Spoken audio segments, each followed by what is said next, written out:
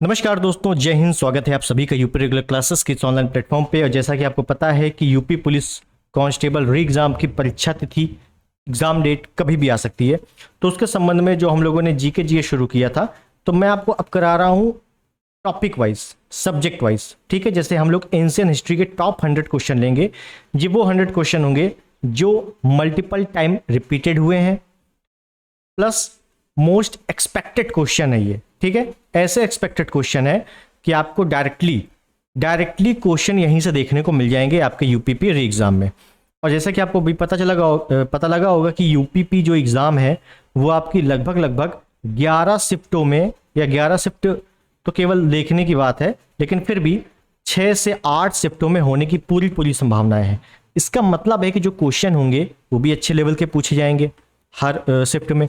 तो चाहे जैसा शिफ्ट हो जाए, चाहे जो शिफ्ट में आपका आ जाए, क्वेश्चन आपको डायरेक्टली देखने को मिलेंगे। ठीक है, तो आप क्या करना है, केवल और केवल आपको टॉपिक वाइज जो भी कंटेंट अपलोड होगा उसको कायदे से देखना है, कायदे से रट डालना है बस। ठीक है, तो चलिए पहला प्रश्न एंशिएंट हिस्ट्री का शुरू करते हैं।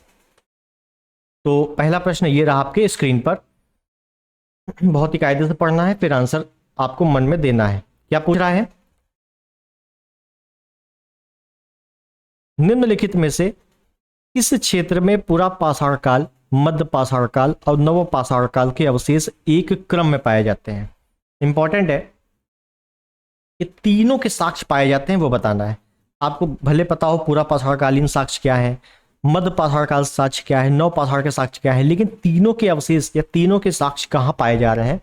ध्यान रखना है, बेलन घाटी में। बेलन घाटी या बेलन नदी घाटी बोला जाता है। हालांकि अगर हम तीनों के साक्ष्य बात करें, तीनों के, तो आपको थोड़ा ध्यान रखना है कि तीनों के मिल रहे हैं। एक तो बेलन घाटी जो कि आपको ऑप्शन में दिया हुआ है ऑलरेडी, एक आपका है विंध्यन क्षेत्र, विंध्यन क्रम या विंध्यन क्षेत्र, और एक आपका है नर्मदा नदी घाटी, नर्मदा नदी घाटी जो कि है मध्य प्रदेश में। तो ये तीन क्षेत्र ऐसे हैं जहां से मध्य पाषाण काल या पूरा पाषाण काल, ये नव पाषाण काल, तीनों के साक्ष्य मिलते हैं। ठीक है, ये तीनों ध्यान रख लेना है। तीनों में से एक ऑप्शन सी आपका दिया हुआ है, तो सी इज द राइट। नेक्स्ट, थोड़ा सा देखिए, मैं एक चीज बता दूं, आपने ऑलरेडी हिस्ट्री पढ़ी होगी, आपने ऑलरेडी साइंस पढ़ी होगी, क्योंकि अगर आप री एग्जाम दे रहे हो इसका मतलब है पहले आपने कहीं ना कहीं पढ़ा होगा। ठीक है, अब आपको टोटल पूरा बेसिक पढ़ने की आवश्यकता नहीं है क्योंकि इतना टाइम नहीं है। ठीक है, भले आपको ना आता हो, लेकिन अब आप सोचो कि मैं शुरुआत से करूं तो बिल्कुल पॉसिबल नहीं है, इट्स इम्पॉसिबल। ठीक, तो सिंपल सी चीज़ है कि जो आपको क्वेश्चन कराई जा रही है उसको एज अ प्रैक्टिस के तौर पर, या एक पीवाईक्यू के तौर पर, या मोस्ट एक्सपेक्टेड क्वेश्चन के तौर पर लीजिए और फटाफट क्वेश्चन को सॉल्व कीजिए। मैं आपको जितने प्रश्न करा दूंगा इसी से आपको डायरेक्टली क्वेश्चन देखने को मिल जाएगा। ठीक है, तो ज़्यादा एक्सप्लेन करने से अच्छा है ज़्यादा क्वेश्चन हम लोग सॉल्व करेंगे। ठीक, तो इससे क्या होगा, ज़्यादा प्रैक्टिस भी हो जाएगी, और प्रैक्टिस होगी तो आप जानते ही हो, जब प्रैक्टिस होगी तो क्वेश्चन क्या होंगे, एकदम कंठस्थ हो जाते हैं दिमाग में। तो चलिए अगला प्रश्न क्या कह रहा है कि भारत में प्रागैतिहासिक मानव का प्राचीनतम जीवाश्म निम्नलिखित में से किस स्थान में मिला है? मानव का जीवाश्म, मानव प्रजाति का जीवाश्म कहाँ से मिला है ये पूछ रहा है। ठीक है, तो याद रखना है मानव जाति या मानव का जो जीवाश्म है वो मिला है आपका मध्य प्रदेश। और मध्य प्रदेश में आप जानते हो कौन सी घाटी है, नर्मदा नदी घाटी, नर्मदा नदी घाटी। लेकिन नर्मदा नदी में कौन सा, होशंगाबाद, होशंगाबाद। और होशंगाबाद में भी कौन सी जगह है, हथनौरा। कौन सी जगह है, हथनौरा। तो देखो कितना डिटेल्ड में जाके पूछा जा रहा है। भीमबेटका की गुफाएं आपके एमपी में है, सराय नहर आपका प्रतापगढ़ में है, ये क्षेत्र हैं, इनको ध्यान रखना है। दमदमा आपका प्रतापगढ़ में है, सराय नहर भी प्रतापगढ़ में है और दमदमा भी प्रतापगढ़ में है, और हथनौरा आपका एमपी में है जो हम लोग पढ़ ही रहे हैं। ठीक है, तो ध्यान रखना है। अब आपसे पूछ ले कि मानव जीवाश्म का प्राचीनतम साक्ष्य किस घाटी में मिला है, तो कौन सी घाटी है, नर्मदा घाटी है। ये आपसे कई बार क्वेश्चन पूछा जा चुका है। आगे देखते हैं अगला प्रश्न।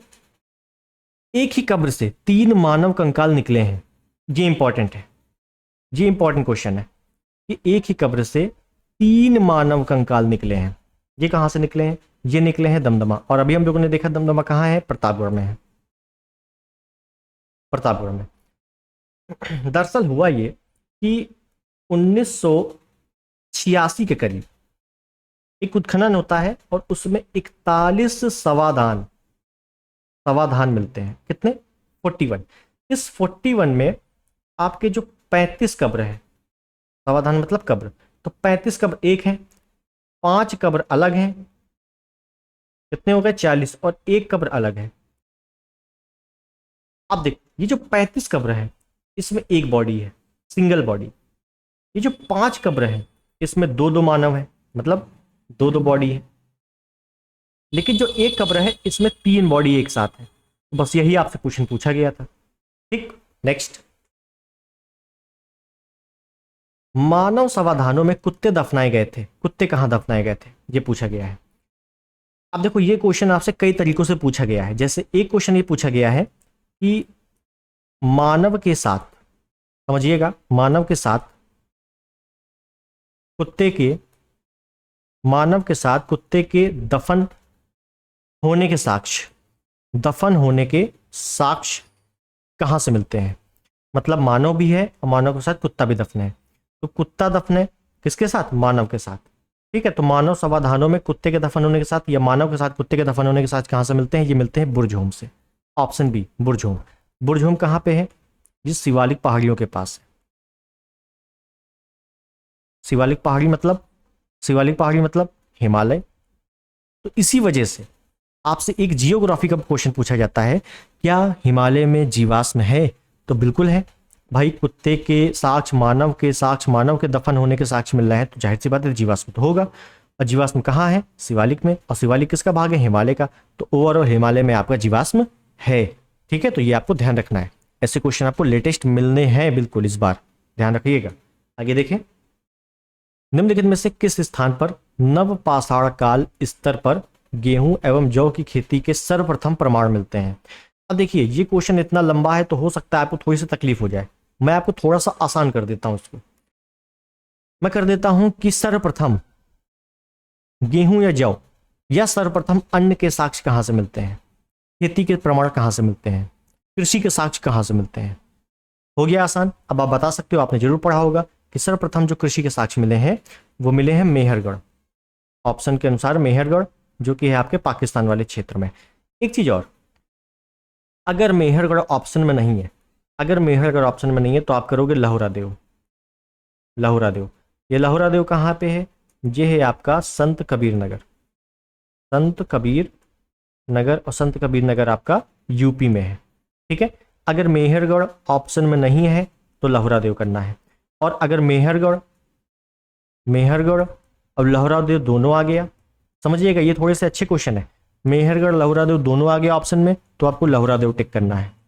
लहुरा देव टिक करना है, यूपी को प्रेफरेंस ज्यादा देनी है। क्लियर हो गई चीजें?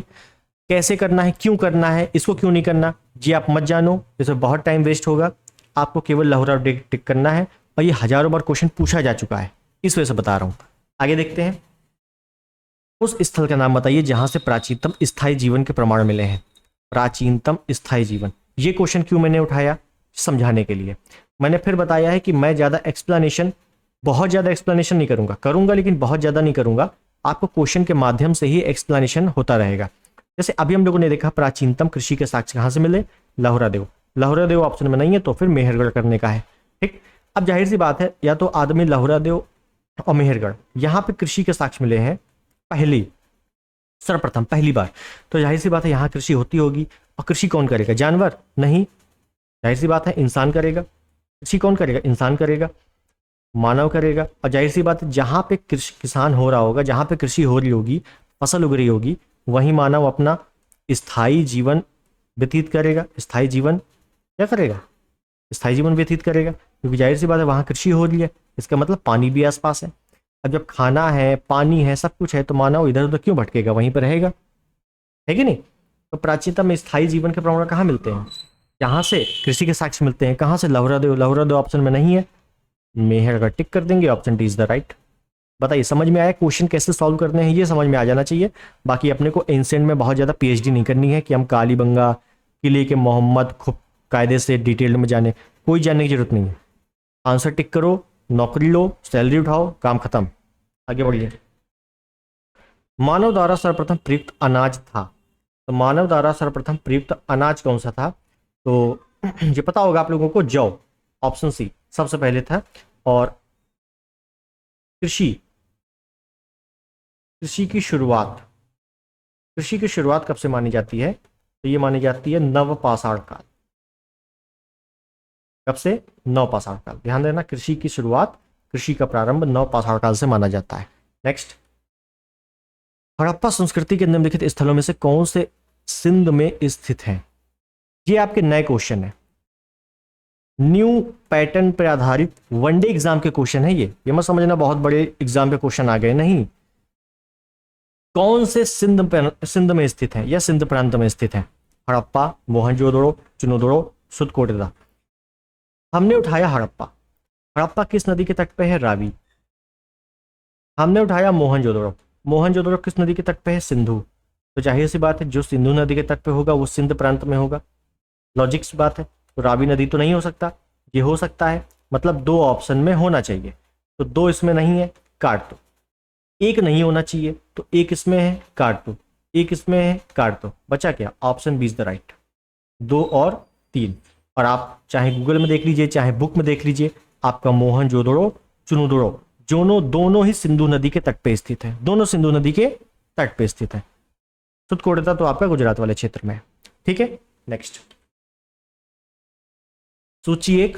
थोड़ा अगर आपको दिख नहीं रहा हो तो मैं आपको बता देता हूं क्या लिखा है। ये लिखा है सूची 1, सूची 2, हड़प्पा संस्कृति की बस्ती, नदी जिस पर अवस्थित है। किस नदी के तट पे है ये पूछा गया है।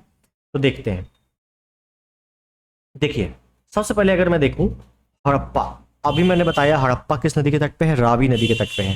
तो हम 1 का 3 कर देंगे, 1 का 3 कर देंगे, तो 1 का 3 इसमें है, 1 का 3 इसमें है, तो मतलब सी और डी तो कहीं से ऑप्शन में नहीं होने वाला। और ये सभी क्वेश्चन आपको बहुत हार्ड लग रहे होंगे, लेकिन बहुत ईजी क्वेश्चन होते हैं। 90% चांस होता है कि यहां से क्वेश्चन आपका सही हो जाएगा, और यहां से एक प्रश्न से आपके 4 कंसेप्ट क्लियर होने वाले हैं। कालीबंगा की बात करेंगे तो कालीबंगा आपका है राजस्थान में, जो कि है सरस्वती नदी के किनारे। सरस्वती को घग्गर नदी भी कहा जाता है, मतलब बी का 2। तो बी का 2 इसमें नहीं है, तो बी का 2 इसमें है, option A is the right. Lothal की बात कर लेंगे तो ये गुजरात वाले क्षेत्र में है, भोगवा नदी के किनारे। और रोपड़ आपका पंजाब वाले क्षेत्र में है, सतलज नदी के किनारे। ठीक है, तो जितनी भी नदियों के किनारे बसे हड़प्पा कालीन स्थल है, इनको तो कायदे से रटना ही रटना है। वनडे एग्जाम में यहीं से क्वेश्चन आ जाते हैं। ठीक है, नेक्स्ट, हड़प्पीय स्थल और स्थिति बताना है। हड़प्पीय स्थल प्राचीन और स्थिति कहाँ पे है? मांडा। मांडा हम लोगों ने देखा है। अगर मैं बात करूं सिंधु घाटी सभ्यता का छोर, उत्तरी छोर, दक्षिणी छोर, पूर्वी छोर और पश्चिमी छोर। उत्तरी छोर की अगर बात करेंगे तो यहां हमें मिलता है मांडा। मांडा कहाँ है? जम्मू कश्मीर में। कुल मिला के सबसे ऊपर का एंडिंग पॉइंट है सिंधु घाटी सभ्यता का, इससे ऊपर सिंधु घाटी सभ्यता है ही नहीं। तो मांडा कहाँ हो गया? जम्मू कश्मीर। तो ए का हो गया 3 और ए का 3 मिल गया, option C is the right. Daimabad की बात करेंगे तो दईमाबाद आपका है सबसे नीचे। दईमाबाद सबसे नीचे, इसका मतलब है हड़प्पा कालीन स्थल या सिंधु घाटी सभ्यता का सबसे दक्षिणी स्थल दईमाबाद कहाँ है? महाराष्ट्र में, और पूर्वा नदी के किनारे। तो दईमाबाद कहाँ हो गया? महाराष्ट्र में, मतलब बी का 4, बी का 4, बी का 4 इसी में है, सी इज द राइट। फिर से कालीबंगा अभी हम लोगों ने देखा है राजस्थान में है, सी का 1 इसमें, और राखी गढ़ी आपका हरियाणा में है। ठीक है, चलिए नेक्स्ट, हड़प्पा संस्कृति के निम्नलिखित में से कौन से स्थल हरियाणा में स्थित है? कोई दिक्कत नहीं, हरियाणा हमको नहीं पता है, हमको नहीं पता हरियाणा में कौन स्थित है। हमने कालीबंगा, अभी ज़्यादा क्वेश्चन नहीं हुए हैं, सिर्फ 10-12 हुए हैं, लेकिन हमको ये मिल गया। कालीबंगा हम लोगों ने 3-4 बार देख लिया। कालीबंगा आपका राजस्थान में है। कहाँ है? राजस्थान में, हरियाणा में नहीं है। इसका मतलब 2 जहाँ होगा वो गलत होगा। 2 इसमें है, काट दो। 2 इसमें है, काट दो। रोपड़, हम लोगों ने रोपड़ भी देख रखा है, कहाँ है? पंजाब में है। रोपड़ कहाँ है? रोपड़ का है पंजाब में, सतलज नदी के किनारे। सतलज, मतलब 4 नहीं हो सकता, तो 4 इसमें है, काट दो। बचा क्या? Option C is the right. इसका मतलब है बनावली कहाँ है? हरियाणा में है, और राखी गढ़ी भी हरियाणा में है। और राखी गढ़ी सिंधु घाटी सभ्यता का सबसे बड़ा स्थल है, सिंधु घाटी सभ्यता का सबसे बड़ा स्थल। क्लियर, नेक्स्ट, वस्त्रों के लिए कपास की खेती का आरंभ सबसे पहले किया। तो वस्त्र के लिए सबसे पहले कपास की खेती कहां आरंभ हुई? तो जो कपास है इसकी खेती आरंभ होती है भारत में, ऑप्शन डी। अब समझिए, सिंधु घाटी सभ्यता में, सिंधु घाटी सभ्यता में कपास की खेती सर्वप्रथम शुरुआत हुई। इसीलिए इसीलिए एक कारण मिलता है, इसीलिए सिंधु घाटी सभ्यता को सिंडन सभ्यता भी कहा जाता है, सिंडन सभ्यता। और ये आपका वीडियो 2018 में प्रश्न आया था कि ये बताइए सिंधु घाटी सभ्यता को सिंडन सभ्यता क्यों कहते हैं, क्योंकि यहां पे सबसे पहले कपास की खेती शुरू हुई, इस वजह से कहते हैं। तो option D is the right. Next, Sindhu सभ्यता संबंधित है, सिंधु सभ्यता किससे संबंधित है? प्रागैतिहासिक, आद्य ऐतिहासिक, ऐतिहासिक, उत्तर ऐतिहासिक। देखिए, अगर मैं इतिहास की बात करूं, कोई सी चीजें बता दूं, तो 3 भागों में है। एक मिनट, एक आपका प्रागैतिहासिक इतिहास, एक आपका आद्य ऐतिहासिक, और एक आपका ऐतिहासिक। इसका मतलब है कि जो डी लिखा है ये फालतू लिखा है, ऐसा कुछ नहीं होता है। सिर्फ प्रागैतिहासिक, आद्य ऐतिहासिक, ऐतिहासिक सुन लेना है, मैं बार बार नहीं बोलूंगा। प्रागैतिहासिक का मतलब है जहां पे हमें कोई साक्ष्य नहीं मिले, सिर्फ और सिर्फ हमें उनके बारे में जानकारी मिली। वो भी कैसे मिली? चित्रों के माध्यम से मिली, चित्रकारी के माध्यम से मिली। ठीक, हमें कोई न लिखावट मिली, न शिलालेख मिले, न कोई ग्रंथ मिले, कुछ नहीं मिला। केवल हमें क्या मिला है? चित्र मिले हैं। और ऐसा किसमें हुआ है? हुआ है भैया पाषाण काल में। किसमें? पाषाण काल। तो पाषाण काल में भी चित्र, एक एग्जाम्पल दे दो तो आपको पता है, भीमबेटका, भीमबेटका की गुफाएं। यहां पे क्या है? शैल चित्र है, शैल चित्र, केवल चित्र मिले हैं, कुछ लिखा नहीं है। तो वो किस में चला जाएगा? प्रागैतिहासिक काल में। आद्य ऐतिहासिक काल में ऐसी जगह, सॉरी ऐसी चीज जिसमें लिखा तो कुछ है लेकिन हम पढ़ नहीं पा रहे हैं, जैसे सिंधु घाटी सभ्यता, सिंधु सभ्यता। सिंधु सभ्यता की जो लिपि है, जिसको ब्रूस्टोफ्रेदम कहते हैं, गौमूत्री लिपि कहते हैं, सर्पिलाकार लिपि कहते हैं, क्या उसको आज तक पढ़ा जा सका है? तो सिंधु घाटी सभ्यता की लिपि को नहीं पढ़ा जा सका। लिपि है लेकिन हम पढ़ नहीं पा रहे हैं, तो उसको कहेंगे आद्य ऐतिहासिक। और ऐतिहासिक का मतलब है जो वर्तमान हम लोग पढ़ रहे हैं कायदे से, मॉडर्न हिस्ट्री पढ़ते हैं, अकबर के बारे में पढ़ते हैं, दिल्ली सल्तनत पढ़ते हैं, मुगल पढ़ते हैं, है ना, और तमाम क्रांतिकारियों के बारे में पढ़ते हैं, जिनके बारे में हमें साक्ष्य भी मौजूद हैं, ग्रंथ भी मौजूद हैं, अच्छी अच्छी किताबें भी हैं उनके द्वारा लिखी हुई, और शिलालेख भी मिले हैं, और चित्र भी मिले हैं। तो सभी कुछ मिला है और बहुत अच्छे तरीके से हम पढ़ भी पा रहे हैं, समझ भी पा रहे हैं। तो वो चला जाता है ऐतिहासिक में। तो सिंधु घाटी सभ्यता किसमें चला जाएगा? आद्य ऐतिहासिक में, मतलब option B is the right. Next, Harappa संस्कृति की जानकारी का प्रमुख स्रोत है शिलालेख, पक्की मिट्टी के मोहरों पर अंकित लेख, पुरातात्विक खुदाई, उपयुक्त सभी। तो यहाँ पे 80% लोग उपयुक्त सभी लगा देंगे, जो कि हो जाएगा गलत। हड़प्पा कालीन में अगर हमें शिलालेख मिले होते तो हम आद्य ऐतिहासिक काल में क्यों रखते, इसको ऐतिहासिक में रखते। तो इसमें कोई शिलालेख नहीं मिला है, केवल और केवल हमें लिपि मिली है, जिसको भी हम पढ़ नहीं पा रहे हैं कायदे से।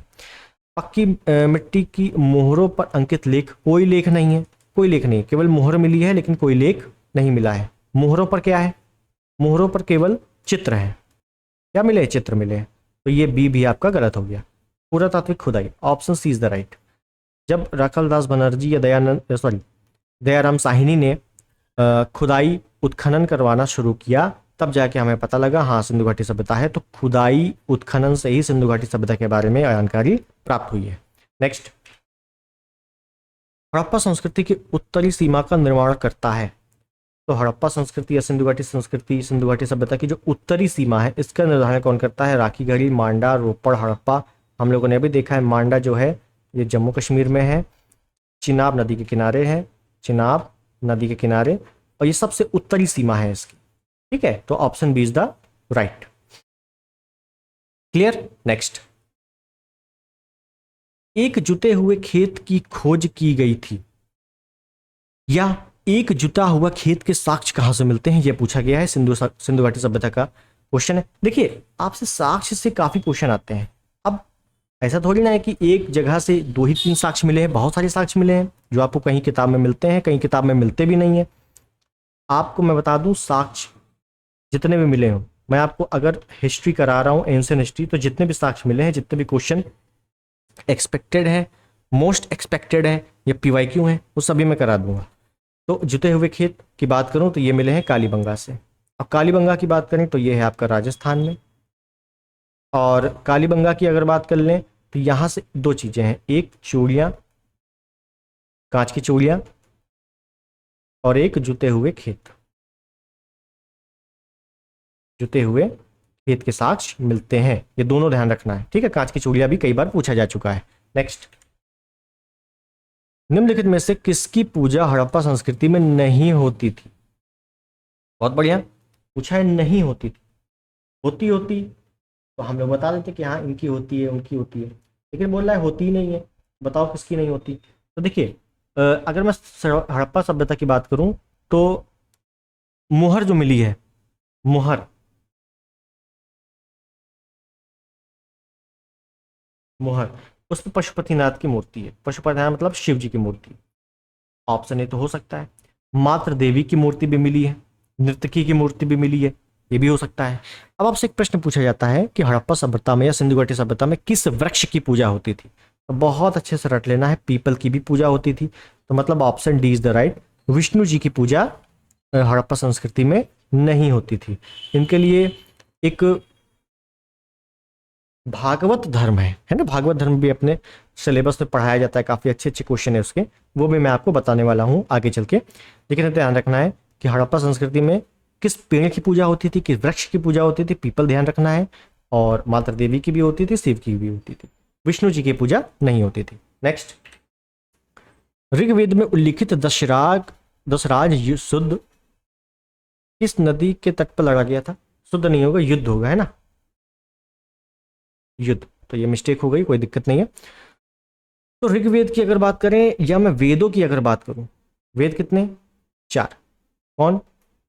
ऋग्वेद, यजुर्वेद, सामवेद, अथर्ववेद। सबसे पुराना वेद ऋग्वेद और सबसे नवीन वेद अथर्ववेद, क्रम से याद रखना है। ऋग्वेद में दशराग युद्ध कहाँ है? तो ऋग्वेद में ध्यान रखना है 10 मंडल, टोटल 10 मंडल हैं। और सातवें मंडल में युद्ध है, दशराग युद्ध। अब जो दशराग युद्ध है, ये किस नदी के तट पर लड़ा गया? तो ये लड़ा गया रावी नदी के तट पर। कौन सी नदी? रावी नदी। लेकिन रावी नदी को ही नहीं लिखा हुआ, तो रावी नदी का पुराना नाम क्या है? पुरुषोली नदी। Option C is the right, ठीक है। सुतुद्री का हो गया सतुंदरी नदी, और बिपाशा का ब्यास नदी, वितस्ता का झेलम नदी। ये पुराने नाम दिए गए हैं, याद रखना है। दसरा का युद्ध होता है, 7वें मंडल में उल्लेखित है। और यह युद्ध क्यों होता है तो मैं ओरली बता रहा हूं, मैं लिखूंगा नहीं, आप लोगों ने जरूर पढ़ा होगा। एक राजा थे सुदास, त्रिशु वंश के, और उनके गुरु थे विश्वामित्र। सुदास ने क्या किया कि विश्वामित्र को गुरु से हटा दिया और नया गुरु बना दिया वशिष्ठ। कौन बना दिया? वशिष्ठ। तो इससे विश्वामित्र काफी दुखी हो गए। उन्होंने जो जनपद के 10 राजा थे उनको इकट्ठा किया और युद्ध किया पुरुषोली नदी के तट पर सुदास के विरुद्ध। इसी को दशहरा का युद्ध कहते हैं। इसमें जो विजेता था वो था राजा सुदास, ठीक है ना। विजेता कौन था? सुदास ही था, ध्यान रखना है। नेक्स्ट, एक मिनट, थोड़ा सा ऊपर चला गया, हाँ आ गया। क्या बोला गया है? नदियों के प्राचीन नाम है, उनके आधुनिक नाम है, मिलान करना है, कोई दिक्कत नहीं, कर देते हैं। अभी हम लोगों ने देखा है सतुद्री है उसको क्या बोलते हैं? सतलज। सतुद्री को क्या बोलते हैं? सतलज। सी का 3, सी का 3 इसमें है, ए और सी में नहीं है। पुरुषोली को अभी हम लोगों ने देखा है रावी, बी का 1, तो बी का भैया 1 इसमें है, मतलब B option is the right. Vipasha की बात करेंगे तो ब्यास नदी बोलते हैं, और सरस्वती की बात करेंगे घग्गर नदी बोलते हैं। क्या कहते हैं? घग्गर। सिंधु घाटी सभ्यता में क्या घग्गर ही तो बोला गया था, ठीक है। नेक्स्ट, गायत्री मंत्र के नाम से प्रसिद्ध मंत्र सर्वप्रथम किस ग्रंथ में मिलता है? तो गायत्री मंत्र की जो रचना की है वो विश्वामित्र ने की है, विश्वामित्र। और गायत्री मंत्र आपका ऋग्वेद के 3रे मंडल में है। किस मंडल में है? 3रे मंडल में है। और गायत्री मंत्र सविता, भगवान सविता या भगवान सूर्य को समर्पित है, सविता को समर्पित है। कई बार सविता पूछा गया है, इस वजह से मैं सविता करा रहा हूँ। ठीक है, क्या बोला गया है ऋग्वेद में, option C is the right. ठीक है ना, तीसरे मंडल में है, ध्यान रखना है। नेक्स्ट, ऋग्वेद में सर्वाधिक संख्या में मंत्र संबंधित हैं। ऋग्वेद में सर्वाधिक संख्या में मंत्र किसके लिए हैं? अग्नि से संबंधित है, विष्णु से, वरुण से, यम से। देखिए मैं क्रम करा देता हूं कि ऋग्वेद का सबसे प्रतापी देवता या सबसे अधिक मंत्र किसके लिए हैं। पहले नंबर पे है इंद्र, अग्नि, वरुण, सूर्य। पहले नंबर पे इंद्र, फिर अग्नि, फिर वरुण, फिर सूर्य। तो इंद्र ऑप्शन में कहीं नहीं है, अग्नि ऑप्शन में है, तो बस ऑप्शन इज द राइट। ठीक है, ध्यान रखना कभी कभी आपको इंद्र ना देकर अग्नि दे देगा, हो सकता है ये इंद्र अग्नि ना देकर वरुण दे दे। तो चार क्रम के याद रख लेना, जो भी पूछा जाए बता देना। नेक्स्ट, अच्छा एक चीज और देख लो कि इंद्र के लिए कितने मंत्र हैं? 250 मंत्र हैं। कितने मंत्र हैं? 250 मंत्र केवल इंद्र के लिए हैं। नेक्स्ट, निम्नलिखित में से कौन सा वेद सबसे प्राचीन है? तो जाहिर सी बात है, मैंने आपको क्रम बताया कि सबसे प्राचीन वेद यजुर्वेद है, उसके बाद आपका सबसे प्राचीन वेद ऋग्वेद है, सबसे प्राचीन। उसके बाद दूसरे नंबर पर यजुर्वेद है, फिर उसके बाद सामवेद है और लास्ट में अथर्ववेद है। तो option C is the right. Clear है? और बाकी वेदों के बारे में अगर और जानकारी चाहिए डिटेल्ड में, तो हालांकि मैं आपको बता चुका हूं, वीडियो पढ़ा होगा, लेकिन आप फिर से चाहते हो कि मैं यूपी पुलिस के लिए बेहतरीन कंटेंट लाऊं केवल वेद वाला। वेद का मतलब है वैदिक सभ्यता, पूरा वैदिक सभ्यता। तो आप लोग एक बार मुझे कमेंट करके बता देना, तो मैं कर दूंगा, ले आऊंगा। ठीक है, अलग से वीडियो वैदिक सभ्यता का। नेक्स्ट, निम्नलिखित में से किसका संकलन ऋग्वेद पर आधारित है? ऋग्वेद पर आधारित है। अब देखिए यहां से एक क्वेश्चन आपका एक और बनता है, मैं बता देना चाहता हूं। आपसे पूछा जाता है निम्नलिखित में से कौन सा वेद, कौन से दो वेद लगभग समान है? लगभग उनके जो मंत्र हैं वो भी समान है, उनके जो मंत्रों की संख्या है वो भी समान है, तो सब कुछ लगभग समान है। तो कौन सा है? तो याद रखना है ऋग्वेद और सामवेद, ऑप्शन बी। जो सामवेद है ना, वो पूरा ऋग्वेद की तरह ही है। ठीक, और संगीत के जनक भी कहा जाता है सामवेद को। ठीक है, समझ गए? नेक्स्ट, वैदिक साहित्य में सभा और समिति को किस देवता की दो पुत्रियां कहा गया है? तो ध्यान रखना है कि प्रजापति की दो पुत्रियां हैं, सभा और समिति। क्या? प्रजापति की दो पुत्रियां, सभा और समिति। किसमें कहा गया? अथर्ववेद में। वेद भी ध्यान रखना, किस वेद में कहा गया है? अथर्ववेद में। ठीक है, नेक्स्ट, गोपथ ब्राह्मण संबंधित है। गोपथ ब्राह्मण किससे संबंधित है? तो देखिए जितने भी वेद हैं, कितने? 4। तो चारों के आपके ब्राह्मण ग्रंथ पता होने चाहिए, ब्राह्मण ग्रंथ पता होने चाहिए। ठीक है, जैसे मैं आपको ये जो ऋग्वेद से शुरू करता हूं, तो ऋग्वेद का अगर मैं ब्राह्मण ग्रंथ की बात करूं तो आपके हैं ऐत्रेय, कौशिकी, दो हैं। ठीक है, उसके बाद मैं यजुर्वेद की बात करूं, शतपथ, तैत्रीय, 2 हैं। उसके बाद मैं सामवेद की बात करूं तो पंचविश और कहीं कहीं षड्विश भी आ जाता है, षड्विश, तो ये भी ध्यान रखना। और अथर्ववेद की बात करूं तो क्या है? गोपथ है भैया, गोपथ। तो बस गोपथ ब्राह्मण की बात कर रहा है, तो option C is the right. ठीक है, तो बाकी जिसके पूछ ले तो ध्यान देना है। नेक्स्ट, नचिकेत आख्यान किस उपनिषद में मिलता है? नचिकेत आख्यान।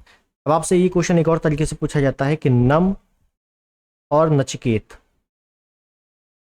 यम नचिकेत के संवाद का वर्णन किस उपनिषद में है? ध्यान रखना है ये उपनिषद है Kathopanishad, option is the right. कौन सा उपनिषद है? कठोपनिषद। और उपनिषदों की संख्या, उपनिषद का मतलब क्या होता है? उपनिषद ही होता है वेदांत, मतलब जहां वेदों का अंत हो जाए, अच्छे से समझाने के बाद अंत हो जाए, उसे ही कहते हैं उपनिषद। उपनिषदों की संख्या जो है वो है 108। कितने उपनिषद है? 108 उपनिषद है। बहुत अच्छे से ध्यान रखना, संख्याएं पूछ ली जाती हैं, ये सभी की संख्याएं आपको मिलान करने को दे देगा, पुराणों की, वेदों की, उपनिषद की, वेदांत की। ठीक है ना, सॉरी वेदांग, एक होता है वेदांग, वेदांग की, है ना, ये वेदांग 6 होते हैं। ये वेदांत है और एक वेदांग होता है, वो अलग होता है, ठीक है, ध्यान रखना है। नेक्स्ट, सत्यमेव जयते शब्द किस उपनिषद से लिया गया है? ये तो बचपन में आपने पढ़ा होगा, सत्यमेव जयते मुंडको उपनिषद से लिया गया है, option A is the right, ठीक है ना। तो जाहिर सी बात है 108 उपनिषद है, तो कुछ ना कुछ उपनिषद के बारे में आपसे विशेषताएं पूछी जाती है। अब 108 तो थोड़ी ना कोई याद कर सकता है। नेक्स्ट, ऋग्वेद में निम्नलिखित यव शब्द किस कृषि उत्पाद हेतु प्रयुक्त किया जाता है? तो ऋग्वेद में एक शब्द आता है यव, तो यव किस अनाज को कहा जाता है? तो यव, जव, यव से क्या सेंस निकल रहा है? जव, जव मतलब option A is the right. Clear? तो ऑप्शन ए ध्यान रखना है। और ऋग्वेद में उल्लेखित अनाज जो है वो यही है, यव, एक ही अनाज प्रयुक्त होता है, ठीक है, ऋग्वेद में। नेक्स्ट, कौशेय शब्द का प्रयोग किया गया है, कौशेय, तो कौशेय शब्द का प्रयोग प्राचीन काल में सिंधु सभ्यता में किस लिए किया गया है? तो ध्यान रखना है कि रेशम के लिए, ऑप्शन सी, रेशम के लिए क्या प्रयोग किया जाता है? कौशेय। आपसे डायरेक्टली पूछा जाता है कि कौशेय शब्द किससे संबंधित है? तो रेशम से, कपास से, रेशम से, कंफ्यूजन हो जाएगी, कपास से कि रेशम से, ध्यान रखना है रेशम से, ठीक है। नेक्स्ट, प्राचीन भारत में निष्क नाम से जाने जाते थे, निष्क, प्राचीन काल में, जब वैदिक काल में, खासकर वैदिक काल में अगर बात करूं तो बहुत सारी शब्द आएंगी, उनका मतलब भी बताना रहेगा, इसी वजह से मैं बोल रहा हूँ वैदिक काल अगर आपको डिटेल में पढ़ना है एक बार क्वेश्चन आंसर के माध्यम से, तो एक बार मुझे कमेंट में बता देना, मैं अलग से वीडियो बना दूंगा इसका। निष्क के देखो कई मतलब है, एक आपसे या तो आ जाएगा सोना, निष्क, अब सोना है तो कहाँ पहनोगे? तो भैया गले में, क्या है? आभूषण, ठीक है। तो ये आपको ध्यान रखना है, ये क्रम, क्रम क्या मतलब, ये चीजें निष्क से संबंधित है, तो क्या हो गया? स्वर्णाभूषण, ऑप्शन इज द राइट। कहाँ का स्वर्णाभूषण है? एक क्वेश्चन ये भी आया है, तो यह गले का है, ये भी ध्यान रखना। नेक्स्ट, आरंभिक वैदिक साहित्य में सर्वाधिक वर्णित नदी है, तो वैदिक काल में सर्वाधिक वर्णन किस नदी का है? देखो क्या क्या पूछ सकता है आपसे, पूछेगा सर्वाधिक वर्णन या उल्लेख, दोनों कह सकते हैं।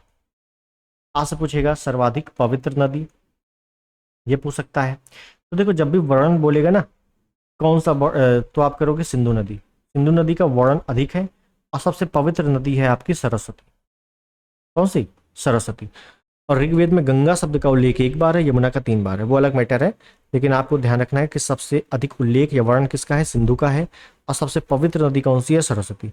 लेकिन हमसे यहाँ पूछा क्या गया है? सबसे वर्णन पूछा गया है, तो वर्णन में ऑप्शन ए सिंधु नदी टिक करेंगे। बताओ क्लियर है कि नहीं? नेक्स्ट, निम्न में से किस नदी को ऋग्वेद में मातेतमा, देवीतमा, नदीतमा संबोधित किया जाता है? मातेतमा माता, देवीतमा देवी, और नदीतमा नदी। अब जब इतनी इज्जत दी जा रही है, इसका मतलब है बहुत ही पवित्र मामला है। तो बस पवित्र नदी कौन सी है? Option B is the right, Saraswati, सर्वाधिक पवित्र नदी, सर्वाधिक पवित्र नदी, ठीक है। नेक्स्ट, भारतीय संस्कृति के अनुसार संस्कारों की संख्या कितनी है? संस्कार टोटल कितने होते हैं? तो याद रखना है संस्कार होते हैं 16। अब आपसे नंबर बहुत पूछा जा सकता है, जैसे वेदों की संख्या बताइए, पुराण की संख्या बताइए, संस्कार की संख्या जैसे आ गया बताइए, है ना। उसके बाद एक आपसे बोला जाता है कि आश्रम,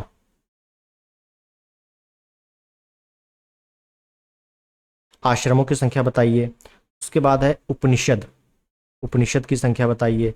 उसके बाद है वेदांग की संख्या बताइए। तो ये सब संख्याएं आपसे पूछी जा सकती हैं, तो ध्यान रखना है वेदों की संख्या है भैया 4, पुराणों की संख्या 18, संस्कारों की संख्या 16, आश्रम है 4, उपनिषदों की संख्या 108 और वेदांग की संख्या 6। ठीक, तो ये क्रम या ये नंबर्स याद रख लेना, आंकड़े आपसे इस टाइप के पूछे जा सकते हैं। नेक्स्ट, वैदिक काल में ग्राम का मुखिया कौन था? इंपॉर्टेंट क्वेश्चन है, मोस्ट इंपॉर्टेंट क्वेश्चन है, क्योंकि ग्रामीण क्षेत्र में जितने भी एग्जाम होते हैं आगे चल के आप हो सकता है लेखपाल दो, वीडियो दो, वीपीओ दो, तो ये सभी क्वेश्चन आपके इंपॉर्टेंट है। तो ग्राम का जो मुखिया है ये कौन था किसमें? वैदिक काल में। विषपति, गृहपति, गणपति, ग्रामीण। तो देखो ग्रामीण था। अब आपसे हो सकता है आ जाए ग्रामीण, तो आप ग्रामरी टिक लगा दोगे, जबकि गलत है। ग्रामरी अच्छे से ध्यान दे देना, प्रोनाउंसिएशन अच्छे से पढ़ लेना। ग्रामरी है, वैदिक काल में गांव का मुखिया ग्रामरी कहलाता था। ठीक है, नेक्स्ट। ऋग्वेद में उल्लेखित 10 राजाओं का संग्राम किस नदी के तट पर हुआ था? सेम क्वेश्चन है, हम लोगों ने शायद स्टार्टिंग के 2-3 क्वेश्चन देखा था कि ऋग्वेद के जो 7वां मंडल है इसमें एक युद्ध है, 10 राग युद्ध। एक मिनट, 10 राग युद्ध, 10 राजाओं का युद्ध किस नदी के तट पे है? रावी, मतलब पुरुषोरी नदी। Option C is the right. Clear, next. क्लासिकीय संस्कृति में आर शब्द का अर्थ है? आर, जाहिर सी बात है, एक अभिलेख मिला है, बोगज कोई अभिलेख, बोगज कोई अभिलेख। इस अभिलेख के अनुसार आर भारत आते हैं, आर्यों के बारे में उल्लेख है, और आर्य आते हैं तभी वैदिक सभ्यता शुरुआत होती है। तो वैदिक सभ्यता का संस्थापक भी आर्यों को माना जाता है। सिंधु सभ्यता के बाद वैदिक सभ्यता आई, और एक अचंभव वाली बात यह है, सिंधु सभ्यता पहली नगरीय सभ्यता थी। नगरी का मतलब है शहरी सभ्यता, और वैदिक सभ्यता पहली ग्रामीण सभ्यता थी। मतलब कहने का कि गांव की सभ्यता पहली आनी चाहिए। भाई गांव से आदमी शहर जाता है, तो यहाँ क्या है, पहले शहर था उसके बाद गांव आया। ठीक, तो ये एक अचंभव या अलग बात हो गई, जो एक रहस्य है कि कैसे हुआ ये। ठीक, तो ध्यान देना है। क्या बोला गया है? एर। आर का मतलब क्या है? मीन्स पूछा गया है, तो ईश्वर की विश्वसीय, एक वंशानुगत जाति, किसी विशेष धर्म में विश्वास रखने वाला, एक उत्तम व्यक्ति। ऑप्शन डी, उत्तम व्यक्ति आ जाए या श्रेष्ठ व्यक्ति, श्रेष्ठ व्यक्ति आर्य कहलाते थे। ठीक है, नेक्स्ट। अवेस्ता और ऋग्वेद में समानता है। अवेस्ता किस क्षेत्र से संबंधित है? तो ऋग्वेद भारत का एक ग्रंथ है, अवेस्ता कहाँ का ग्रंथ है? ईरान का। ऑप्शन बी, ईरान का ग्रंथ है। ठीक है ना।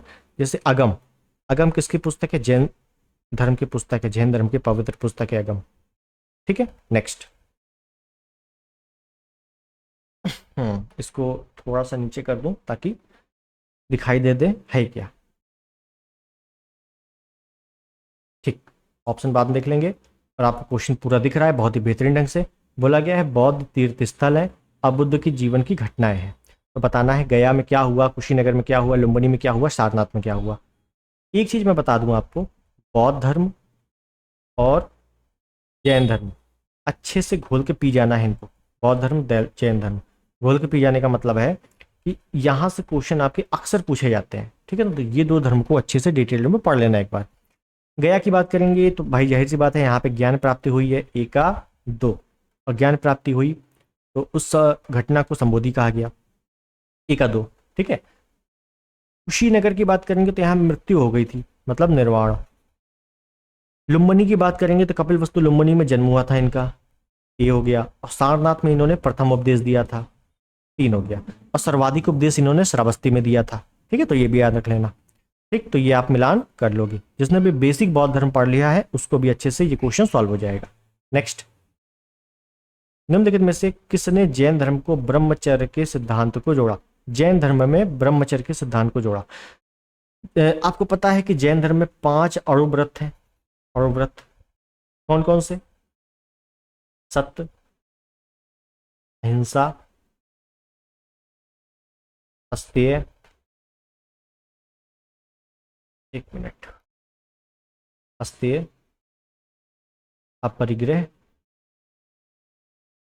ब्रह्मचर्य। तो जो ब्रह्मचर्य है, देखो जाहिर सी बात है, ये 1 2 3 4 5, ये 5 जोड़े हैं। ये 5वां जोड़ा है महावीर स्वामी ने। लेकिन ये चारों किसने जोड़े हैं, ये भी आप समझो। ये चारों जोड़े हैं आपके पार्श्वनाथ। 23वें नंबर के तीर्थंकर थे, जैन तीर्थंकर। और ये महावीर स्वामी 24वें थे और अंतिम थे। ठीक है, तो क्या बोला गया है? ब्रह्मचर्य। तो ब्रह्मचर्य को किसने जोड़ा है? महावीर स्वामी ने जोड़ा है, मतलब option C is the right. और बाकी चारों को किसने जोड़ा है? तो पार्श्वनाथ ने जोड़ा है। ठीक, नेक्स्ट। क्वेश्चन ऊपर चला गया, कोई दिक्कत नहीं, नीचे कर देते हैं। ठीक, क्या बोला गया है? सूची 1 सूची 2 मिलान करना है। एक तरफ प्रमुख दर्शन दिए हैं, और उनके प्रणेता दिए हैं। तो सबसे प्राचीन दर्शन कौन सा है? सबसे प्राचीन दर्शन है सांख्य दर्शन, जिसके प्रणेता है कपिल। तो बी का हो गया 4। योग, योग कौन करता है? बाबा रामदेव। बाबा रामदेव की कंपनी का नाम पतंजलि, बस ऐसे याद कर लो, पतंजलि हो गया। न्याय, न्याय कौन करता है? गौतम महावीर स्वामी, सॉरी गौतम, गौतम बुद्ध। गौतम बुद्ध क्या करते हैं? न्याय करते हैं, तो ऐसे आप ध्यान कर लो। और वैशेषिक का क्या हो गया? पराध हो गया। ठीक, तो बेसिक दर्शन है, बहुत ही अच्छे से पढ़ लेना, 1 नंबर फ्री के हैं यहाँ से। नेक्स्ट, त्रिरत्न सिद्धांत, सम्यक धारणा, सम्यक चरित्र, सम्यक ज्ञान, जिस धर्म की महिमा है वह है। तो कुल मिला के सम्यक दर्शन, सम्यक ज्ञान, सम्यक आचरण, ये त्रिरत्न है। किसके त्रिरत्न है? तो ये त्रिरत्न है जैन धर्म के। Option C is the right. बौद्ध के भी हैं क्या? बौद्ध के त्रिरत्न है, बिल्कुल है। बुद्ध, धम्म, संघ। क्या है त्रिरत्न? बुद्ध, धम्म, संघ। ये त्रिरत्न बौद्ध धर्म के हैं और ये त्रिरत्न आपके जैन धर्म के हैं। ठीक है, नेक्स्ट, महावीर का प्रथम अनुयायी कौन बना? तो महावीर स्वामी ने अपना प्रथम अनुयायी किसको बनाया? तो ध्यान रखना, महावीर स्वामी के बारे में जब आप पढ़ोगे तो इनको पता लगेगा, इनकी एक पुत्री थी, इनका नाम था प्रियदर्शनी। प्रियदर्शना, प्रियदर्शनी या प्रियदर्शना बोल दो। इनका विवाह हुआ था जमाली के साथ, जमाली। तो महावीर स्वामी के जो प्रथम अनुयायी बने उन्हीं के दामाद बने। Option A is the right. ठीक है, ध्यान रखना है। नेक्स्ट, और देखिए प्रियदर्शना को अयोध्या भी कहा जाता है। अयोध्या देखो ऑप्शन सी लिखा है, इन्हें ही प्रियदर्शनी कहा जाता है, ये अलग नहीं है, 2-3 नाम है इनके। ठीक, ध्यान रखना है। नेक्स्ट, निम्नलिखित राजाओं में कौन जैन धर्म का संरक्षक था? जैन धर्म का संरक्षक कौन था, ये पूछा गया है, तो बताना है कौन था। देखिए, अगर मैं अशोक की बात करूं तो अशोक ने, आपको पता है, बौद्ध धर्म अपना लिया था, फेमस है। हर्षवर्धन भी बौद्ध धर्म का अनुयायी था। पुलकेशिन द्वितीय भी बौद्ध धर्म का अनुयायी था। हार्वेल, जो कि चेदी वंश का शासक था, चेदी वंश, कलिंग, कलिंग का शासक चेदी वंश। और खारवेल में, खारवेल का एक अभिलेख है, खारवेल का एक अभिलेख है। जी मुझे बताओगे कौन सा अभिलेख है? आप लोग कमेंट में बताओगे कि खारवेल का प्रसिद्ध अभिलेख है, उस अभिलेख का नाम क्या है? उस अभिलेख में बहुत सारी बातें भी लिखी हुई हैं, चंद्रगुप्त मौर्य के भी बारे में लिखा हुआ है, कलिंग युद्ध के बारे में भी लिखा हुआ है, ये बताना है। और खारवेल आपका जैन धर्म का संरक्षक था, जैन धर्म का न्यायी भी था। ठीक है, तो option D is the right. Next,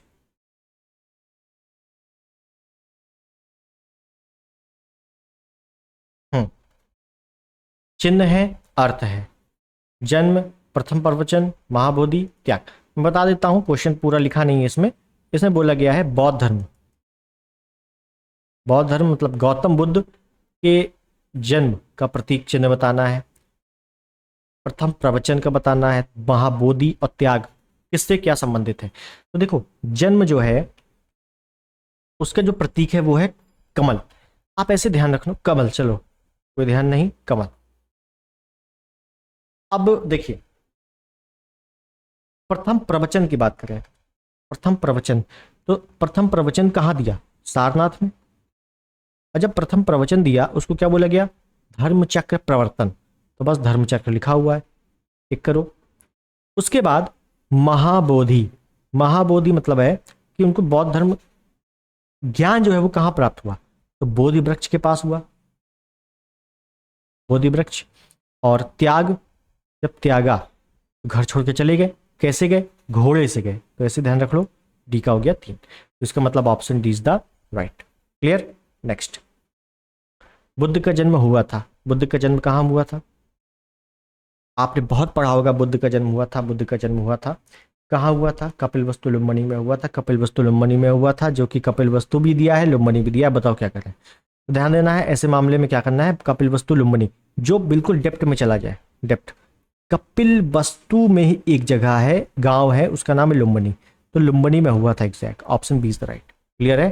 ध्यान रखना, ये क्वेश्चन कई बार आ चुका है।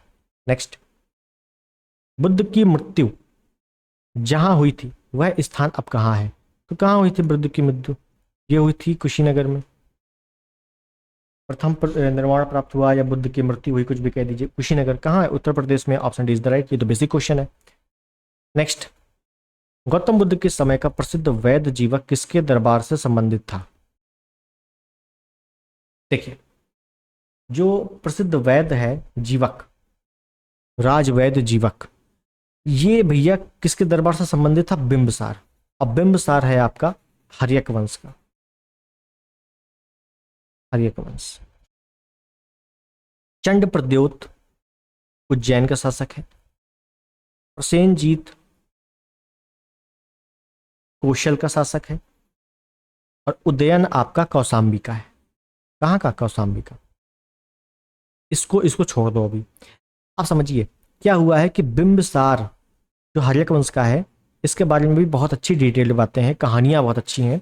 बिंबिसार ने अपना साम्राज्य बढ़ाने के लिए, साम्राज्य बढ़ाने के लिए, फैलाने के लिए विवाह करना शुरू किया अलग अलग राज्यों के साथ, विवाह संबंध प्रस्तावित किए। अब हुआ ये कि अब सबसे तो विवाह नहीं कर सकता, कुछ लोगों से ऐसे ही संबंध बनाए। जैसे बिंबिसार का एक था जीवक, गौतम बुद्ध की तबीयत खराब हो गई तो गौतम बुद्ध के पास अपना पर्सनल डॉक्टर भेज दिया। चंड प्रद्योत को पांडु रोग हो गया था। क्या हो गया था? पांडु रोग, कोई बीमारी होगी तो पांडु रोग हो गया था। कहाँ के शासक थे? उज्जैन के साथ, उज्जैन के शासक, तो इनके पास भी राजवैद्य जीवक भेज दिया था इन्होंने। ठीक है, तो ऐसे डॉक्टर भेजने के साथ भी इनके संबंध काफी अच्छे हुए। तो राजवैद्य जीवक किसके दरबार से संबंधित था? तो Bimbisara, option A is the right, जो कि हर्यक वंश का था।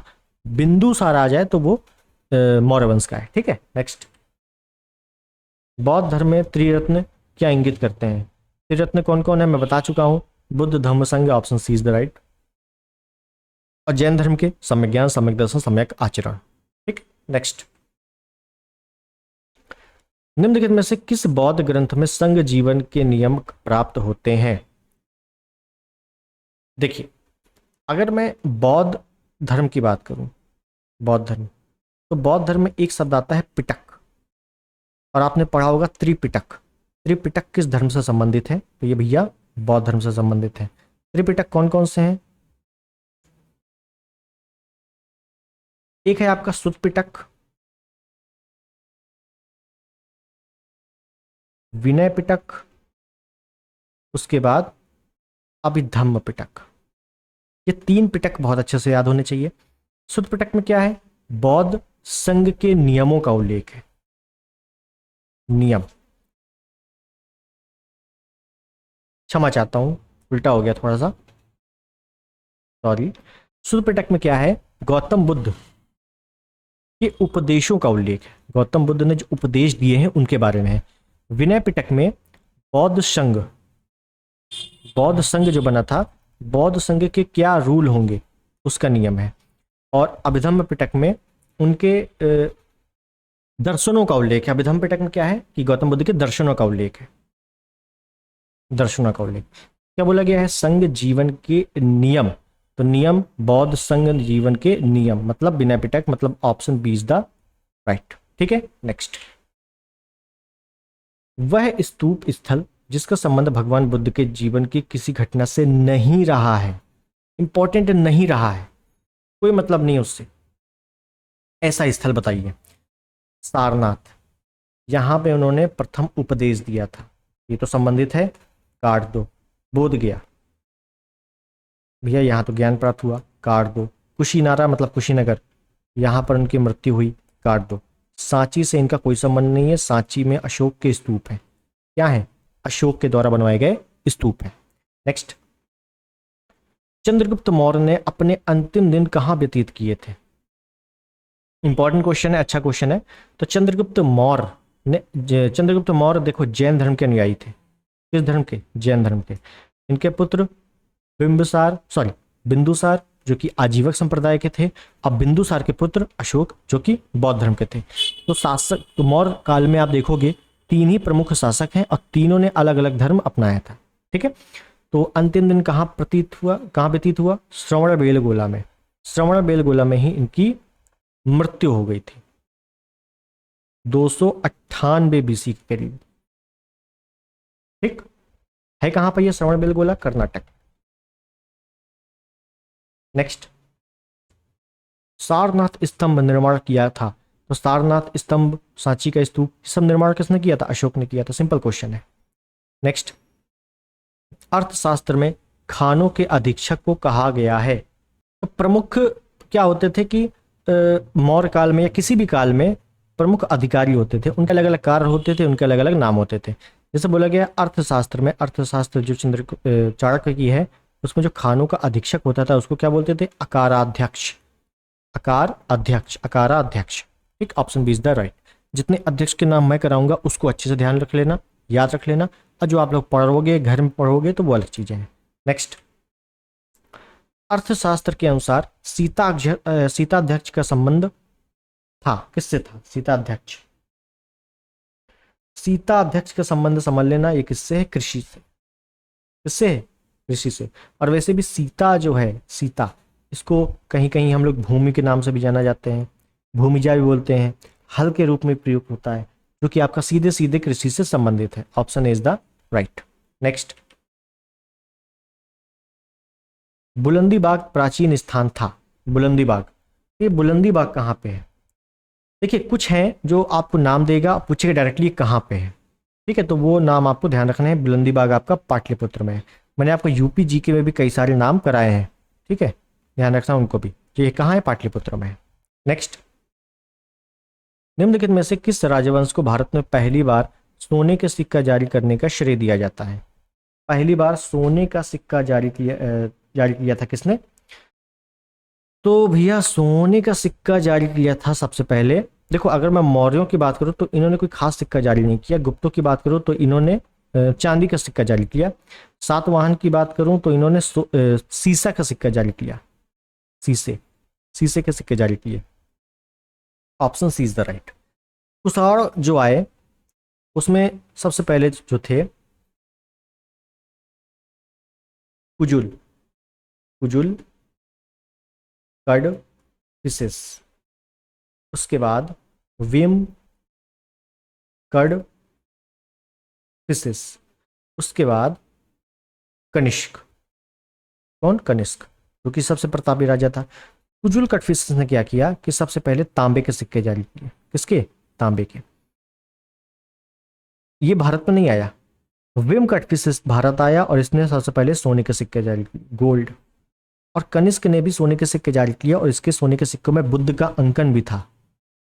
गौतम बुद्ध का अंकन भी मिलता है, ध्यान रखना है। तो पूछा जाता है बुद्ध का अंकन किसके सिक्कों में मिलता है? तो कनिष्क के सिक्कों में मिलता है। ठीक है, नेक्स्ट, भूमिदान का प्राचीनतम साक्ष्य किसके अभिलेखों में मिलता है? तो भूमिदान सर्वाधिक हुआ या सर्वप्रथम हुआ तो ये होता है सातवाहन वंश में, सातवाहन वंश। और एक अभिलेख है नागा घाट अभिलेख। इसी अभिलेख से हमें पता लगता है कि सातवाहन वंश ने सर्वप्रथम भूमिदान दिया था। ठीक, तो option C is the right. Next, Shaka Samvat प्रारंभ होता है। तो जो शक संवत प्रारंभ होता है वो होता है 78 ईस्वी से। शक संवत में होता क्या है कि कनिष्क अपना राज्याभिषेक करता है इसी दिन, राज्याभिषेक।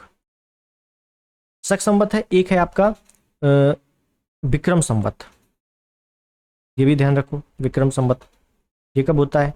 ये होता है 57 बीसी में। कब होता है? 57 बीसी में। तो ये आपको ध्यान रखना है, दोनों को ध्यान रखना है, शक संवत, विक्रम संवत। अब बाकी आपका गुप्त संवत भी है 319 ईस्वी में। तो कई सारे संवत आएंगे, अभी तो एंशिएंट शुरू हुआ है, आगे आगे मैं कराता रहूंगा। नेक्स्ट, आयुर्वेद में प्रसिद्ध विद्वान चरक अलंकृत करते थे दरबार। कुल मिला के ये पूछा गया है कि आयुर्वेद चिकित्सा के प्रमुख विद्वान थे चरक। तो चरक किसके दरबारी थे? तो ये दरबारी थे कनिष्क के। और चरक की एक पुस्तक है चरक संहिता। तो यही आपसे डायरेक्टली कई बार पूछा जाता है कि चरक किससे संबंधित है या चरक किसके दरबारी थे? तो कनिष्क के दरबारी थे। नेक्स्ट, विक्रम एवं शक संवतों में कितना अंतर है वर्षों में? बहुत अच्छा क्वेश्चन है।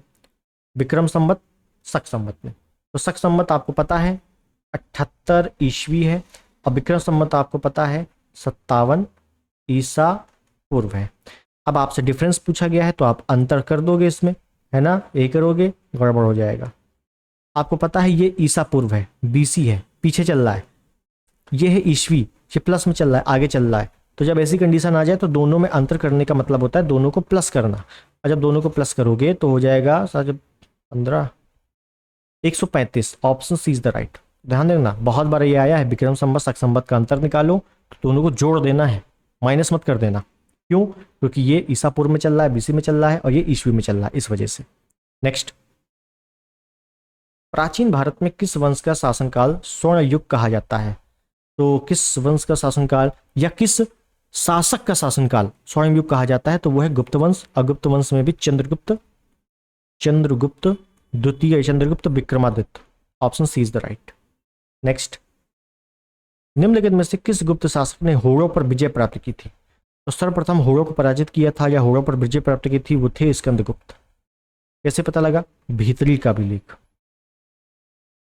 भीतरी का अभिलेख से हमें पता लगता है कि सर्वप्रथम होड़ों का आक्रमण स्कंदगुप्त के काल में होता है या गुप्त काल में होता है, और उनसे विजय प्राप्त की स्कंदगुप्त ने, ये लिखा है भीतरी के अभिलेख में। नेक्स्ट, कालिदास द्वारा रचित मालविकाग्निमित्रम नाटक का नायक था। कालिदास जो कि गुप्त वंश से संबंधित है और चंद्रगुप्त द्वितीय के दरबारी हैं। चंद्रगुप्त द्वितीय के नवरत्नों में शामिल है, नवरत्नों में शामिल है। कालिदास की कई पुस्तकें हैं, कई बार पुस्तकें ही पूछी ली जाती हैं, लेकिन यहां पूछा गया है मालविकाग्निमित्रम जो ऑलरेडी पुस्तक है, इसमें नाटक का नायक कौन है? तो अगर आप थोड़ा सा लॉजिक लगाओ, अगर आप देखो, पहली चीज, आपका जितनी भी पुस्तकें हैं आप पुस्तक याद करोगे प्लस उसके रचनाकार याद करोगे। अब आपसे पुस्तकें जो पूछी जाएंगी वो आपको हो सकता है एंशिएंट से पूछ ले, समझिएगा बात को समझिए, आपको एंशिएंट से हो सकता है पूछ ले, मेडिवल से पूछ ले, और मॉडर्न हिस्ट्री से पूछ ले। मॉडर्न हिस्ट्री ये ऑलरेडी है आपकी। अब आपको हो सकता है पुस्तकें करंट अफेयर से पूछ ले, ये भी तो नहीं कह सकते, अफेयर्स करंट अफेयर से पूछ ले, है ना। और पुस्तकें आपकी साहित्य में भी तो हैं, हिंदी साहित्य में रचनाएं, पुस्तकें, यहां से पूछ सकता है। तो ज्यादा लोड नहीं लेना है पुस्तकों में, केवल आपको पीवाईक्यू देख के चले जाना है, ठीक। जी मैंने थोड़ा सा हार्ड रख दिया जानबूझ के, लेकिन इतना पूछा नहीं जाएगा। तो मालविकाग्निमित्रम, अगर आप थोड़ा सा लॉजिक भी लगाओगे तो मालविकाग्निमित्र, अग्निमित्र, लास्ट में क्या है? अग्निमित्र है, तो बस अग्निमित्र लिखा हुआ है, option C is the right. अगर आप थोड़ा सा लॉजिक लगाओगे तो 50-50 का चांसेस हो जाएगा। अगर आपको सही निकल गया तो अच्छी बात है, गलत निकल गया तो कोई दिक्कत नहीं है, लेकिन आप ऐसे लॉजिक लगा सकते हैं, ठीक। नेक्स्ट, गुप्त स्वर्ण मुद्रा को कहा जाता था। गुप्त काल में दो ही मुद्राएं चली, एक सोना एक चांदी, दोनों के अलग अलग नाम थे। हमसे स्वर्ण मुद्रा पूछा गया है तो स्वर्ण को सुवर्ण नहीं कहा जाता था, कहा जाता था दिनार, और चांदी को कहा जाता था रूपक। तो दिनार और रूपक बहुत अच्छे ध्यान रखना, चांदी का भी कई बार पूछ चुका है, सोने का भी पूछ चुका है। नेक्स्ट, निम्नांकित में से कौन सा सही सुमेलित नहीं है? तो देखिए, हाथी गुम्फा अभिलेख, मैंने आपको एक अभी बताया था कि खारवेल का अभिलेख है एक, उस अभिलेख का नाम बताएंगे, तो वो यही अभिलेख है, हाथी गुम्फा अभिलेख, ठीक है। तो अब आप नहीं नाम ना बताएं, कोई दिक्कत नहीं है, आपको खुद ही पता लग गया। तो ये किससे संबंधित है? चेदी वंश का शासक है जो कि कलिंग से संबंधित है, और कलिंग कहाँ है? उड़ीसा में, तो बिल्कुल सही है। एलोरा की गुफाएं, एलिफेंटा की गुफाएं, अर्जेंटीना की गुफाएं, वाह अर्जेंटीना बोल दिया मैंने, अजंता की गुफाएं, ठीक है ना। एलोरा, एलिफेंटा, अजंता, अर्जेंटीना नहीं, ठीक है, थोड़ा सा कन्फ्यूजन हो जाती है, इतना बोलते रहो तो जबान लड़खड़ा जाती है, ठीक। तो एलोरा कहाँ है? महाराष्ट्र में, बिल्कुल सही है। बाघ की गुफाएं, बाघ की गुफाएं आपका मध्य प्रदेश में है, ऑप्शन सी भी सही है। नागार्जुन पहाड़ी आपका पश्चिम बंगाल में नहीं है, नागार्जुन पहाड़ी प्लस बराबर की पहाड़ियां, बराबर की पहाड़ी, ये आपको मौर्य वंशों ने, मौर्य वंश के शासकों ने, या अशोक, मैं एग्जैक्टली बताऊं तो अशोक और उसके पौत्र दशरथ ने आजीवक संप्रदाय को दे दी थी, आजीवक संप्रदाय को दान में दे दी थी, ठीक है, तो ध्यान रखना है। नेक्स्ट, निम्न में से कौन एक कवि एवं संगीतज्ञ था जो कविराज अथवा कवियों के शासक के उपनाम से प्रसन्नता का अनुभव करता था? जी क्वेश्चन इतना लंबा है, लेकिन मैं इसको शॉर्ट फॉर्म में बताऊं तो सिर्फ इतना पूछा गया है कि निम्नलिखित किस राजा को कविराज की उपाधि दी जाती थी या कविराज कहा जाता था, बस। तो ये कहा जाता था समुद्रगुप्त को, समुद्रगुप्त को कविराज भी कहा जाता था, और भारत का नेपोलियन भी कहा जाता था, कई सारे इसके नाम थे। तो कविराज क्यों कहते थे? क्योंकि इसके जो सिक्के थे ना उस पर वीणा बना हुआ था, वीणा की तस्वीर, इसका मतलब था ये संगीत प्रेमी था, तो इस वजह से इसको कविराज कहा जाता था। ठीक, नेक्स्ट, निम्नलिखित में से कौन सही सुमेलित नहीं है? ध्यान दीजिए, पूछा गया है नहीं है, देखते हैं कौन नहीं है। एक तरफ हमें नाम दिए हुए हैं, एक तरफ हमें अभिलेख दिए हुए हैं। कुमारगुप्त प्रथम की बात करूं जो गुप्त वंश का शासक है, इसके संबंध में मंदसौर अभिलेख इसका है, बिल्कुल सही है। अतिक का तक्षशिला अभिलेख है, ये भी बिल्कुल सही है। प्रभावती गुप्त जो कि चंद्रगुप्त द्वितीय के पुत्री है, सॉरी चंद्रगुप्त प्रथम की पुत्री है, उसका उदयगिरी गुहा अभिलेख है, बिल्कुल सही है। समुद्रगुप्त का एरण अभिलेख नहीं है। एरण अभिलेख में ध्यान रखना है, ये है आपका भानुगुप्त का, और ये अभिलेख आपका इंपॉर्टेंट है, 510 ईस्वी का है, पहली चीज। और इस अभिलेख में प्रथम बार या पहली बार सती प्रथा का उल्लेख है, सती प्रथा का उल्लेख है। भानुगुप्त का एक सेनापति है गोपराज, उसकी हत्या हो जाती है तो उसकी वाइफ पहली बार सती प्रथा करती है, तो उसी के बारे में इसमें लिखा हुआ एरण अभिलेख में। पहली बार सती प्रथा का उल्लेख किस अभिलेख में है? एरण अभिलेख में। बहुत बार, हजारों बार पूछा जा चुका है, याद रखना है। नेक्स्ट, निम्नलिखित में से कौन सा शासक मौर्य राजवंश से संबंधित नहीं है? मौर्य काल से संबंधित नहीं है, मतलब मौर्य शासक नहीं है। तो चंद्रगुप्त मौर्य तो नाम से ही है मौर्य। अशोक बिल्कुल आपको पता है मौर्य है। बिंबिसार, बिंदुसार और बृहद्रथ। तो बृहद्रथ के बारे में मैं आपको बता दूं, आपने हो सकता है पहली बार नाम सुना हो कुछ लोगों ने। मौर्य वंश का अंतिम शासक कौन है भैया? मौर्य वंश का अंतिम शासक कौन है? बृहद्रथ है। बिंबिसार की बात करूं तो ये है हर्यक वंश के, हर्यक वंश। और बिंदुसार, जो बिंदुसार है ये आपके हैं मौर्य वंश के। तो बिंबिसार बिंदुसार दोनों में कंफ्यूजन हो जाती है, ध्यान रखना है। नेक्स्ट,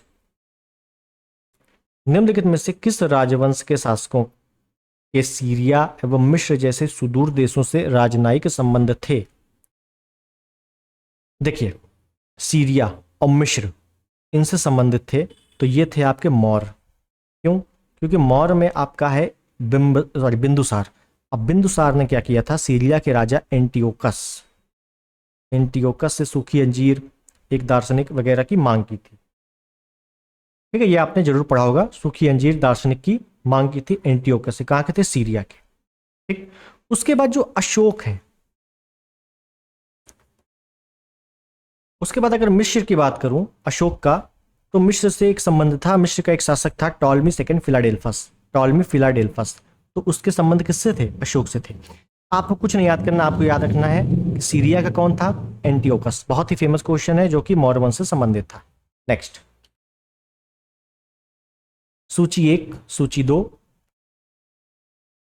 सुमेलित करना है। अच्छा ठीक है, सुमेलित करना है, यहाँ पे कोई ऑप्शन नहीं दिया हुआ है, कोई बात नहीं, कट गया होगा, सुमेलित कर लेंगे। चंद्रगुप्त, प्रियदर्शी, सेंड्रोकोटा, समुद्रघात, विष्णुगुप्त। तो हमें इतना पता लग गया, इनके यहाँ पर उपनाम दिए हुए हैं, उनको मिलाना है कौन सा किसका है। तो जाहिर सी बात है चाणक्य, चाणक्य का नाम क्या है? विष्णुगुप्त है, ये तो बिल्कुल सही है। अशोक को हम लोग प्रियदर्शी बोलते थे, मतलब हम लोग क्या, अशोक को प्रियदर्शी बोलते थे। चंद्रगुप्त मौर्य को सेंड्रोकोटस, एंड्रोकोटस कहा जाता था। सेंड्रोकोटस भी कहा जाता था तो एंड्रोकोटस भी कहा जाता था। और बिंदुसार को अमित्रघात कहा जाता था। ठीक, तो ये बिल्कुल अच्छे से चारों के बिल्कुल रट लेना है, हजारों बार पूछे जा चुके हैं। ठीक है, नेक्स्ट, चंद्रगुप्त मौर्य के समय सौराष्ट्र का राज्यपाल कौन था? सौराष्ट्र मतलब गुजरात, सौराष्ट्र मतलब गुजरात, गुजरात का राज्यपाल कौन था? तो ये था भैया वैश्य पुष्यगुप्त या पुष्यगुप्त वैश्य। और ध्यान रखना, चंद्रगुप्त मौर्य ने पुष्यगुप्त वैश्य से ही बोलकर सौराष्ट्र में एक झील का निर्माण करवाया था खेतीबाड़ी के लिए। उस झील का नाम था सुदर्शन झील।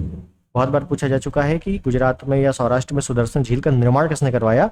चंद्रगुप्त मौर्य ने। और फिर इसका रेनोवेशन या पुनर्निर्माण बार बार किसने करवाया था? फिर अशोक भी था, है ना। तो कई सारे नाम आते हैं आगे। शासक था एक, रुद्रमन प्रथम भी था, है ना। चलिए नेक्स्ट, बराबर पहाड़ के क्षेत्र में अशोक के दो दानों से लाभान्वित होने वाले कौन थे? मैंने आपको अभी कुछ क्वेश्चन पहले बताया था कि बराबर की पहाड़ी प्लस नागार्जुन की पहाड़ी, नागार्जुन पहाड़ी। ये दोनों कहाँ पे हैं ये पहाड़ियाँ? ये हैं आपके बिहार में। ये दोनों पहाड़ियाँ अशोक ने प्लस इसका पौत्र दशरथ, इन दोनों ने आजीवक संप्रदायों को दे दी थी। Option B is the right. बताइए कोई दिक्कत हुई? हम लोगों ने अभी पीछे थोड़ा बहुत एक्सप्लेनेशन देखा था और आगे वही क्वेश्चन बन गया। नेक्स्ट, सातवाहनों की राजधानी अवस्थित थी। सातवाहन वंश की राजधानी क्या थी? सातवाहन वंश की राजधानी क्या? अमरावती, जो कि है आंध्र प्रदेश वाले क्षेत्र में, आंध्र प्रदेश। सातवाहन वंश का जो संस्थापक है वो है सिमुक। और सातवाहन वंश का जो उल्लेख है वो है मत्स्य पुराण में। मत्स्य पुराण आपसे पूछा जाता है, पहली चीज मत्स्य पुराण सबसे प्राचीनतम पुराण है। क्या है? प्राचीनतम पुराण। इसी वजह से आपसे पूछा जाता है कि मत्स्य पुराण में किस वंश का उल्लेख है, तो सातवाहन वंश का उल्लेख है। ध्यान रखना है इसके बारे में। नेक्स्ट, निम्नलिखित में से कौन से एक कनिष्क के दरबार से संबंधित नहीं था? तो कनिष्क के दरबारी कौन कौन थे ये पता होना चाहिए। तो देखो, अश्वघोष था, चरक थे, नागार्जुन थे, पतंजलि नहीं था। पुष्यमित्र शुंग, एक मिनट। पुष्यमित्र शुंग ने अश्वमेध यज्ञ करवाया था। अश्वमेध यज्ञ। इस अश्वमेध कितने करवाए थे? दो अश्वमेध यज्ञ करवाए थे। इस अश्वमेध यज्ञ के जो पुरोहित थे वो थे पतंजलि। तो ध्यान रखना है इसके बारे में कि पतंजलि किससे संबंधित हो गए? शुंग वंश से। भैया कनिष्क से संबंधित नहीं है ये। ठीक है, नेक्स्ट। सूची 1 सूची 2 मिलान करना है और हमें इतना पता लग गया है कि ये पुस्तकें दी हुई है, कोई दिक्कत नहीं है। तो देखते हैं, हमें सबसे पहले दिया है भवभूति। तो भवभूति की रचना है उत्तर रामचरितमानस, ये आपको पता होगा, बहुत ही अच्छे ढंग से फेमस है। शूद्रक की है मृच्छकटिकम। वनडे एग्जाम में ये चारों क्वेश्चन अलग अलग प्रकार से आपसे डायरेक्टली पूछा जाता है। मृच्छकटिकम निम्नलिखित में से किसकी रचना है? 4 ऑप्शन दे देगा। ऐसे ही ये 4 क्वेश्चन आपसे हजारों बार पूछे गए हैं और ये 4 क्वेश्चन मैं आपको सिंगल क्वेश्चन में करा रहा हूं। ठीक है ना, इसका फायदा बहुत है। दंडी की बात करें, दंडी की रचना है 10 कुमार चरित। और भारवी की है किरारतार जूनियम। मैं आपको एक पुस्तकों वाला अलग से वीडियो बना दूंगा, हालांकि मैंने बनाया हुआ है लेकिन मैं यूपीपी के हिसाब से अलग से एक बना दूंगा। तो उसकी डायरेक्टली जितनी पुस्तकें हैं एंसेंट वाली वो पढ़ के चले जाना, आएगा तो उसी में से आ जाएगा, नहीं आएगा तो नहीं आएगा। नेक्स्ट, लेखक रचनाएं, कोई दिक्कत नहीं। कालिदास की रचना है विक्रमोवर्षीय। कालिदास की भी कई रचनाएं हैं जिसमें से एक है विक्रमोवर्षीय। बी का 4 है तो बी का 4 इसमें है, ये हो नहीं सकते। विशाख दत्त की रचना है मुद्रा राक्षस। डी का 1 तो डी का 1 इसमें है। उसके बाद है अश्वघोष की है सौंदरानंद और अश्वघोष की बुद्ध चरित्र भी है। ठीक है, और बची कौन? बचे राजशेखर। तो राजशेखर का है विद्वसाल भंजिका। आपसे फेमस क्या पूछा जाता है? कालिदास क्या पूछा जाता है, और ये मुद्रा राक्षस विशाखदत्त वाला पूछा जाता है। और अश्वघोष, बुद्ध चरित किसके? बाण भट्ट की है। हर्षचरित बाण भट्ट की है। बुद्ध चरित अश्वघोष की है। ये सभी पुस्तकें आपसे पूछी जाती हैं। तो ऑप्शन 1 का 2 हो गया, 1 का 2 मतलब option B is the right. ठीक है, नेक्स्ट। रच्मनामा फारसी अनुवाद है। बहुत बेहतरीन क्वेश्चन है कि रच्मनामा का फारसी अनुवाद है। तो भैया जो रज्मनामा का फारसी अनुवाद है किसका है? महाभारत का। बहुत इंपॉर्टेंट क्वेश्चन है। देखो, एक है रम्यनामा और ये है रज्मनामा, जा है यहाँ पे। तो रम्यनामा रामायण का है, रामायण, और रज्मनामा महाभारत का है। किसने किया? अकबर के काल में हुआ। पहली चीज, अकबर के काल में हुआ। किसने किया? फैजी के निर्देशन में हुआ। फैजी के निर्देशन में। जो क्वेश्चन आपसे पूछे जाते हैं वही करा रहा हूं। महाभारत का फारसी अनुवाद रज्मनामा किसके निर्देशन में हुआ? तो फैजी के निर्देशन में हुआ। किया किसने? तो नकीब खां बदायूनी और फैजी स्वयं, मतलब निर्देशन भी किया और अनुवाद भी किया। ठीक है, तो इन्होंने किया। बहुत अच्छे से ध्यान रखना है। नेक्स्ट, जैन कल्पसूत्र की रचना थी। जैन धर्म का एक क्वेश्चन आ गया है। कल्पसूत्र की रचना किसने की थी? भद्रबाहु। उसने की थी भद्रबाहु ने। ठीक है ना। कल्पसूत्र में क्या है, जैन धर्म के महावीर स्वामी के बचपन का बातें लिखी हुई है कल्पसूत्र में। इसकी रचना है भद्रबाहु की। नेक्स्ट, मुद्रा राक्षस का लेखक कौन है? तो अभी हम लोगों ने मिलान करने में मुद्रा राक्षस देखा था। मुद्रा राक्षस के लेखक है विशाख दत्त। विशाख दत्त की दो प्रमुख रचनाएं हैं, एक है मुद्रा राक्षस, एक है देवी चंद्रगुप्तम। देवी चंद्रगुप्तम। ठीक, तो ये भी पूछा जाता है देवी चंद्रगुप्तम किसकी है, तो विशाख दत्त की ही है। नेक्स्ट, महाभारत मूलतः किस रूप में जानी जाती है? तो महाभारत का दूसरा नाम क्या है? जय संहिता है। ऑप्शन डी ध्यान रखना है, महाभारत को जय संहिता भी कहा जाता है। जैसे एक पूछा जाता है यजुर्वेद, यजुर्वेद की संहिता को क्या कहते हैं? तो यजुर्वेद की संहिता को वाजसनेयी संहिता कहते हैं। क्या कहते हैं? वाजसनेयी संहिता। और महाभारत को जय संहिता। तो ये दो क्वेश्चन आपके फेमस हैं, अच्छे पूछे जाते हैं। नेक्स्ट, गीत गोविंद के रचयिता कौन है? गीत गोविंद के रचनाकार कौन है? सिंपल क्वेश्चन है, साहित्य में भी पढ़ा होगा, जयदेव। गीत गोविंद के रचयिता जयदेव। अगला है लेखक, रचनाएं हैं, और सेम क्वेश्चन शायद आ गया है, और हाँ सेम क्वेश्चन है, तो ये सेम क्वेश्चन गलती से आ गया, कोई दिक्कत नहीं है। कालिदास का विक्रमोर्वशीय, अश्वघोष का सौदरानंद, विशाख दत्त का मुद्रा राक्षस, और राजशेखर का विद्वशाल भंजिका। इसका मतलब है option B is the right. Next, Pushyamitra Shunga द्वारा 2 अश्वमेध यज्ञ किए जाने के बारे में जानकारी किस लेख में मिलती है? अभी हम लोगों ने देखा है, क्या देखा है? मैंने आपको पतंजलि के बारे में बताया था कि पुष्यमित्र शुंग ने 2 अश्वमेध यज्ञ करवाए थे, जिनके पुरोहित पतंजलि थे। इसका मतलब है पतंजलि जो है वो पुष्यमित्र शुंग के समकालीन है। जी आपसे हजारों बार क्वेश्चन पूछा जा चुका है, लेकिन यहां पूछा गया है कि भैया पुष्यमित्र शुंग ने 2 अश्वमेध यज्ञ तो कराए, ठीक है, लेकिन उल्लेख किस में है? तो भैया ये उल्लेख है बहुत ही प्रसिद्ध अयोध्या अभिलेख में। Option C is the right. ठीक है, यूपी का एग्जाम है और अयोध्या ना आए तो फिर बात खराब है। तो अयोध्या अभिलेख में ये लिखा हुआ है। ठीक है, इसके बारे में ध्यान रखना है। नेक्स्ट और अंतिम क्वेश्चन है हमारा कि चांदी के सिक्के जारी करने वाला प्रथम गुप्त शासक कौन था? चांदी के सिक्के जारी करने वाला प्रथम गुप्त शासक। देखिए, अगर मैं गुप्त शासकों की बात करूं तो पहले आते हैं श्रीगुप्त, उसके बाद आते हैं घटोत्कच, उसके बाद आते हैं चंद्रगुप्त प्रथम, उसके बाद आते हैं समुद्रगुप्त,